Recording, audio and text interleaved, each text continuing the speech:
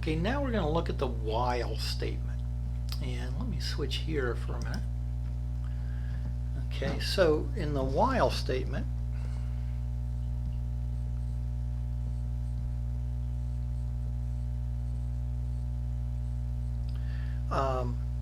what happens is we check.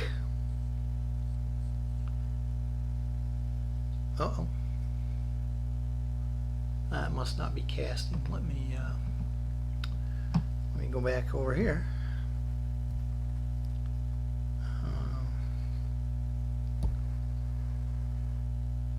It says it's still. Oh, it came up just fine there. Okay, well, let's go back here. I don't know. It was slow. So the while statement. We check a condition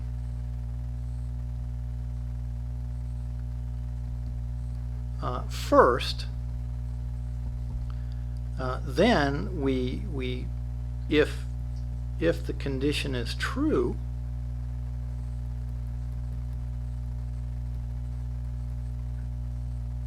okay, we make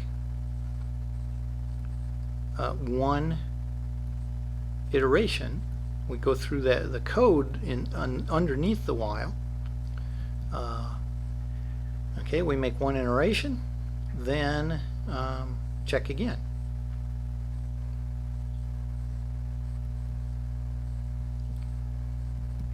Okay, now the key here is we're checking the condition first. So let's go back to the for statement.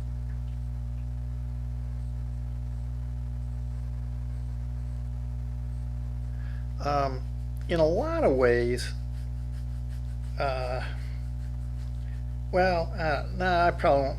We won't mess with the for statement. So we'll just leave that alone because it gets to be pretty subtle. Unlike something very similar to a while statement, but the opposite place of checking the condition would be a repeat until. And I don't even know that Python has that, but some languages do. And the difference there would be you would run the code here at least once, and then check the condition, and then run it again, if it was true. Here you may never run the code because you check the condition first.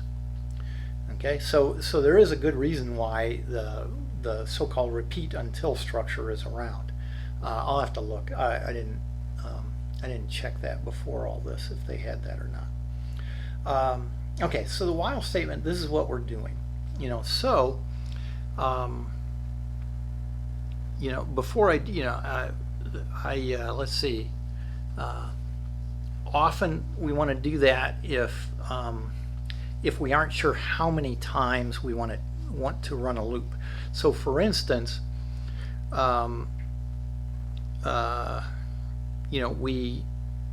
what we've learned already, and they mentioned this again I think it was mentioned in the chapter 6,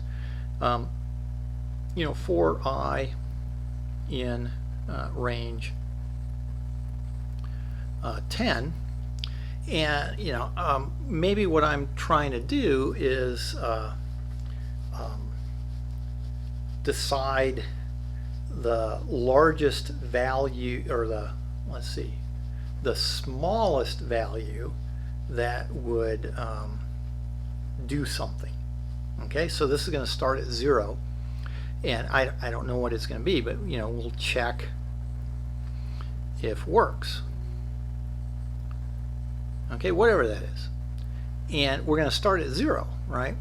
And maybe and so if works, and if it works, right? So if works, else what we would do is we would return something,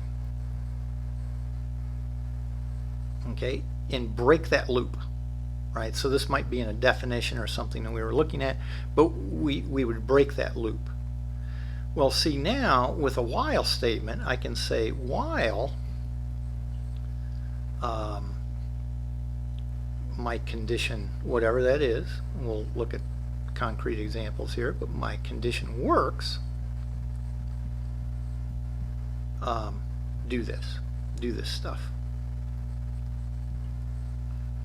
Okay, and then once it doesn't, if I'm in a function definition, then once it doesn't, it'll stop this, drop down here, and I could have my return there.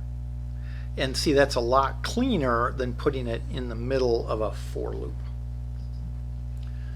Okay, so that's the big difference, is we check a condition, and so you need to have that. Usually you need to have something initialized first before you can make all that happen. Okay, so here they say define sum to n, and they want to return the number 1, 2, 3, 4 up to n, and so they've got an SS, so I guess that's the sum is 0, and v equals 1. And while v is less than or equal to n, they are going to do what?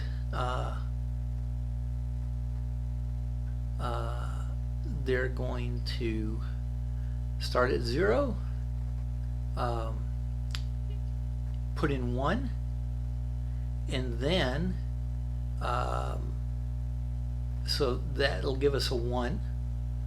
And then it'll come down here and change the v to a 2. So in this case, they had to initialize here. See, before they had the thing they're checking is this v and n. Well, you better have an n and you better have a v in order to check that first time. And so, you know, they come in here, and the basic idea of this code is that you're going to add up from 1. Okay. Now, actually, when all said and done, sum to n, this would be better as a for loop,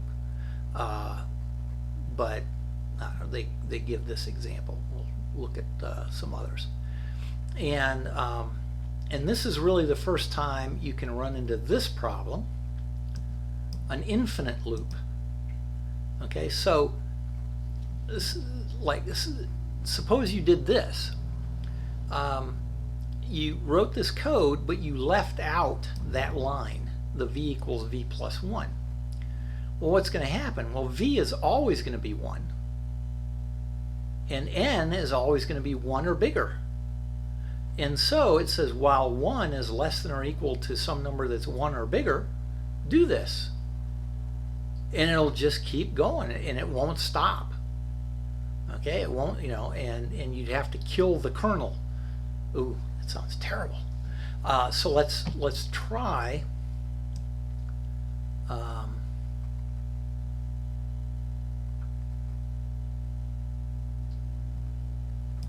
Try this. Go here. We'll make a new cell. Whoops, wrong place.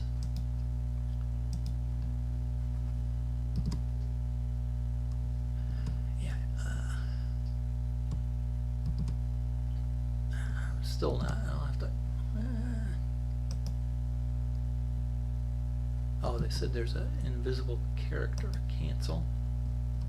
Ah, it's still doing it. Okay. So I'm not sure where that came from. Invisible character. I don't know. So what I'll do is I'll just do that much and see if that will do it. I don't expect to see the character if it's invisible. There we go. So that got, you know, I got that one in. And then here, as opposed to test or whatever, I'm just going to print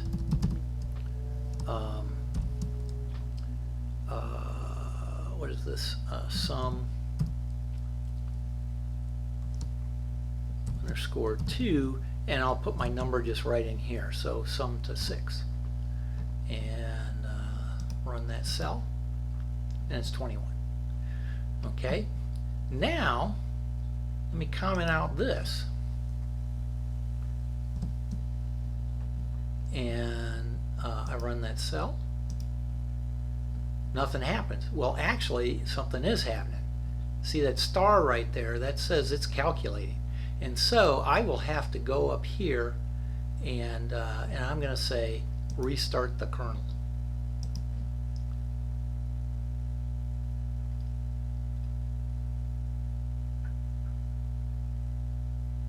Netbook saved and so forth. So I believe it restarted the kernel correctly, and so we should be able to run this then. Yep. Okay. So but that's, you'll have to restart the kernel, or at the very least halt it, and maybe make sure your work's saved or something, and then close things down. So that's an option up here too, as well, is to just interrupt it. And so I chose restart because I knew I just wanted to keep going. So okay, let's see. So that's that idea. And this is, to me, this is a poor example because we would use a for loop for this. And we don't want the infinite loop, and okay. So let's go down to the homework, find something here.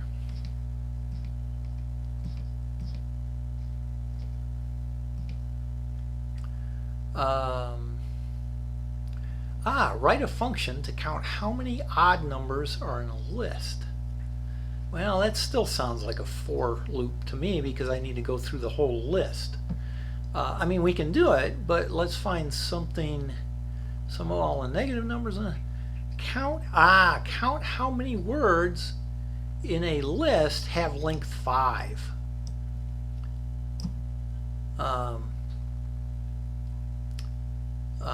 Let's see. Well, but that's the whole list again. So I'm looking for something that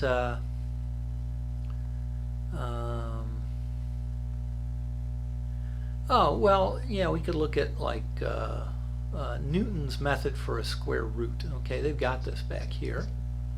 So yeah, let's do Newton's method for a square root.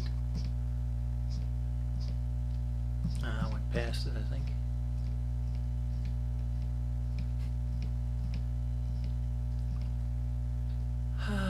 Let's see, somewhere in here. I don't know. There it is. Okay, so Newton's method for a square root. So here's the definition, so I'll copy that.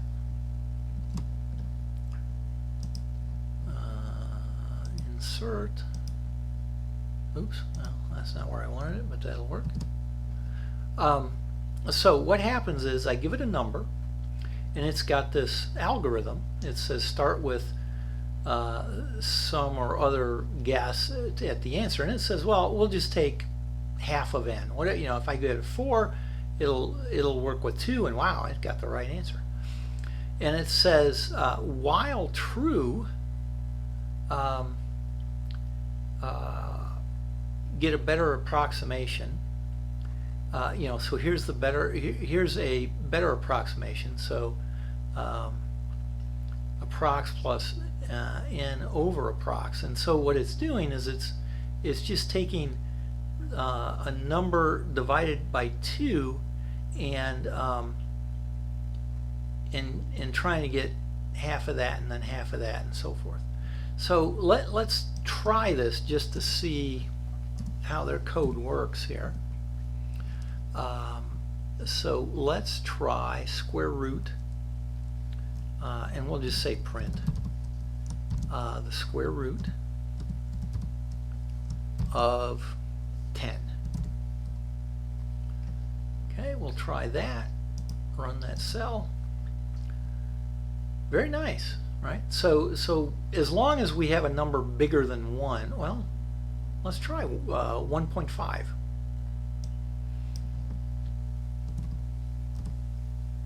Oh, what did I do? Let's undo that. Where's the undo? undo here? Is that a left? No.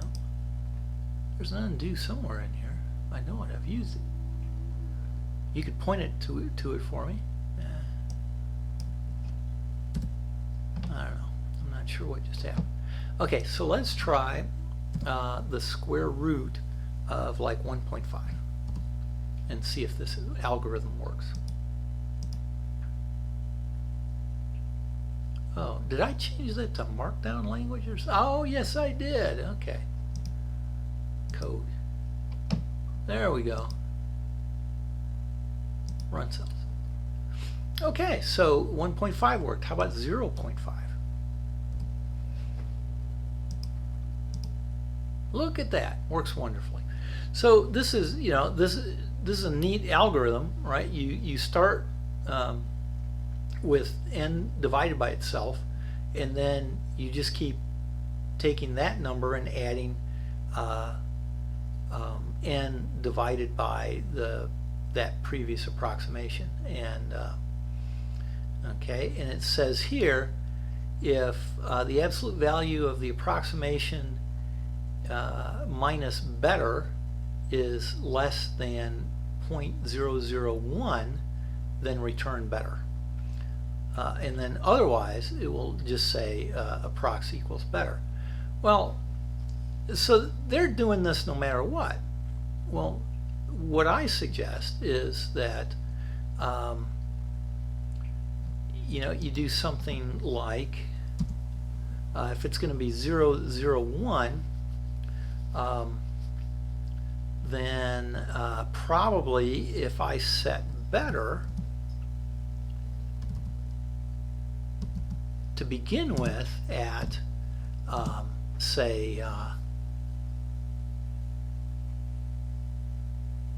001, then I could get this started. Now notice it well, actually it computes better first, so yeah, I won't do that. Oops. So really the way you should use this while statement is here's the if part. Oh, we do need to do that. Okay. I forgot we do it in the checking. Okay, so here's our construction for our condition. And so I'm going to put that all like this in parentheses.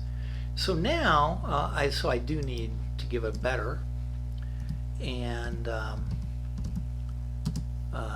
you know, I could do something like better equals 10.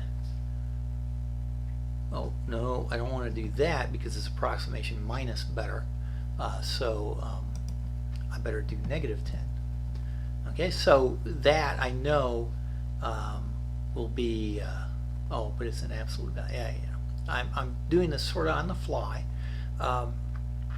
So better equals, say, negative 10 plus the approximation. That's not going to be less than 0.001. Okay, so then you immediately create your better approximation.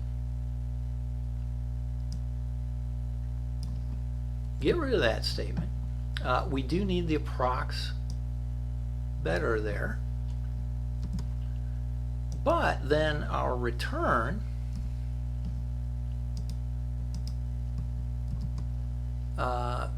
should go right there, and it's outside the loop. And so let's see if we did that okay. So better.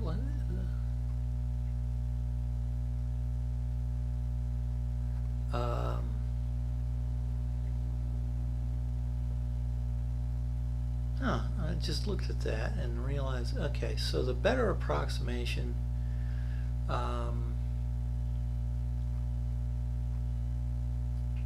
oh yeah, let's look back at the original here. So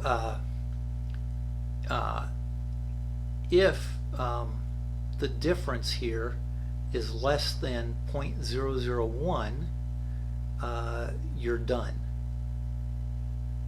Okay, I didn't read that right. You know, you're done if it's less than. So here, actually, we need greater than. Or maybe greater than or equal to. So greater than or equal to. Because I want to keep going until it meets that criteria. And so cell run, and there's my 1 point square root of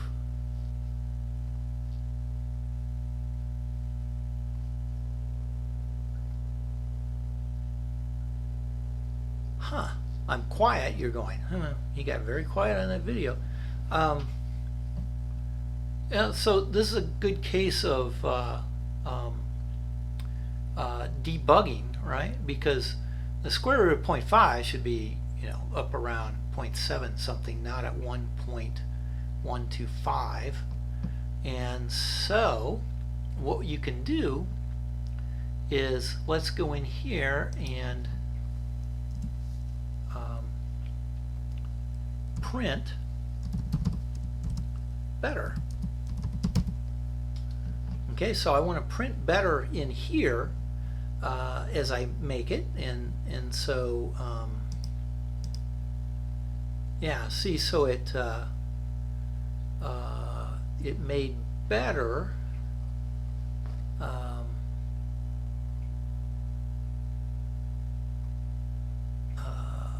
1.25, and if I take 0.5, so the other thing to look at then is so that's 1.25, and let's print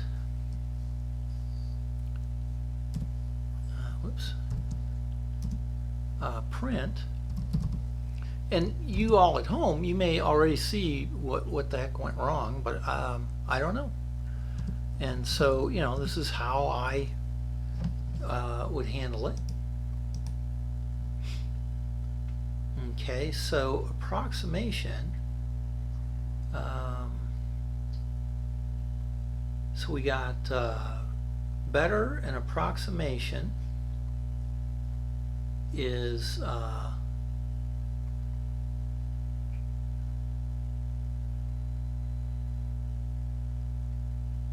oh, okay, so I see what happened.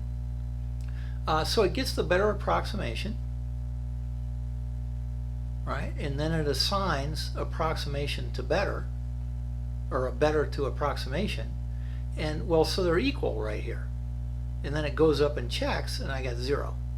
So back to this and looking at that more carefully.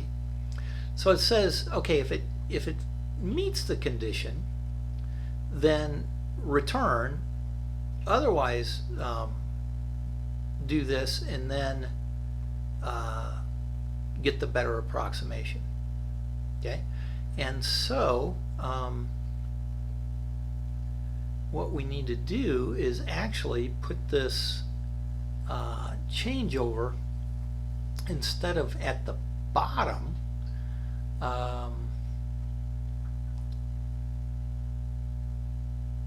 then I guess we want to put it up here. I'm going to try this.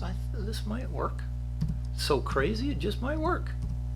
Okay, so if I make them the same, well, no, I can't do that. See, so you run into issues here. If I make them the same, that's not going to work. But so I check that. See, this is where a repeat until would work much nicer, because I could do this thing of code first and then make the check. So and so one way to handle this would be to put all this these two other things up here once before you do it, and sometimes I've done that. But the question is, okay, can we fix this? So so darn it, we will. And so we have this absolute value. You know, this is, if that's too big, we want to keep going. So that makes sense. And we need to get our better here this way. And so actually, yeah, that may be the easiest way to go, is I'll copy that, put it there. Okay, so it'll do that one better approximation. Now it will repeat it, so I've been slightly inefficient, but let's just try it and make sure it works. No, it still didn't work. I don't know, I may have to cut this video. Let's see.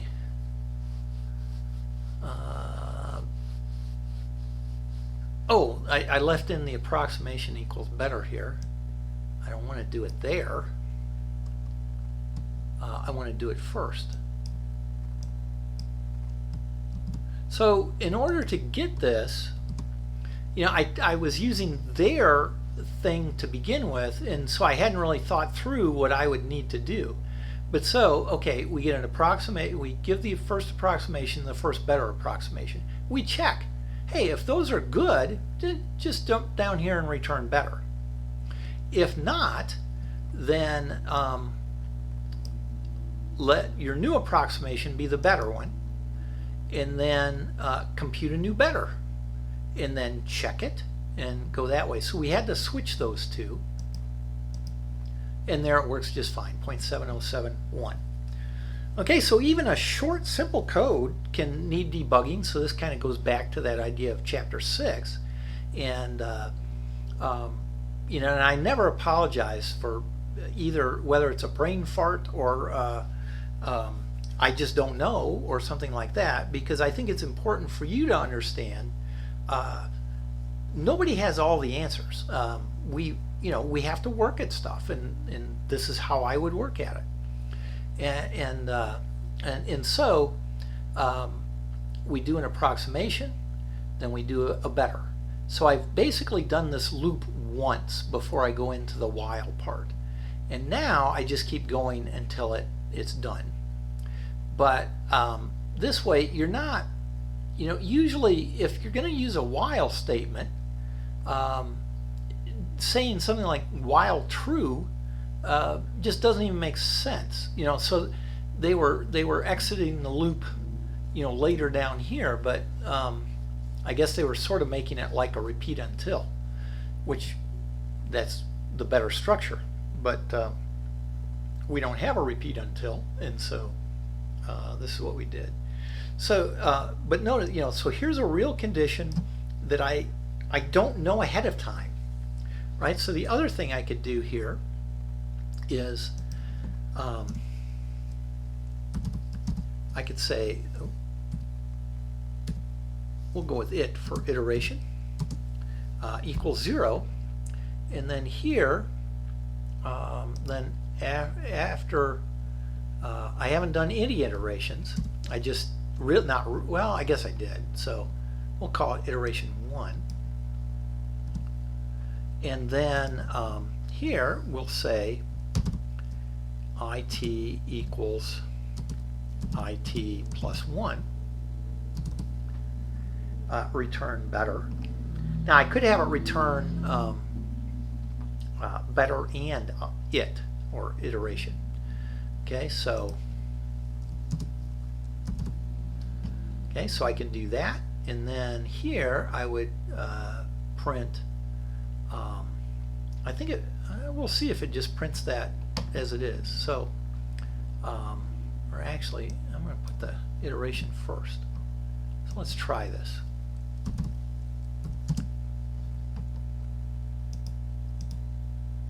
And there you go. Took 5 iterations to get to there. And so you see that took 5, but now, you know, does it always take about 5? I don't know. Let's try the square root of 100. Took 6 that time to get down to about 10. Okay, so you can keep track of the iterations, but you see it's not the same number, so a for loop would not be as good here. You know, typically you use a while loop when you're just not sure how many loops you're going to have to do. Okay, so we kind of got off you know, on a tangent there, because you know, I had kind of pulled things on the fly here from this to do an example. But I think it's a much better example because it's an example of where you really need a while statement to make it a better running program instead of a for or something like that. And where do we go here? Oh yeah, there it is. Yeah, these these just all look like for loops and so forth in here. So much better. This this didn't really make sense to me. I would just do a for loop. But okay, so that's our while statement.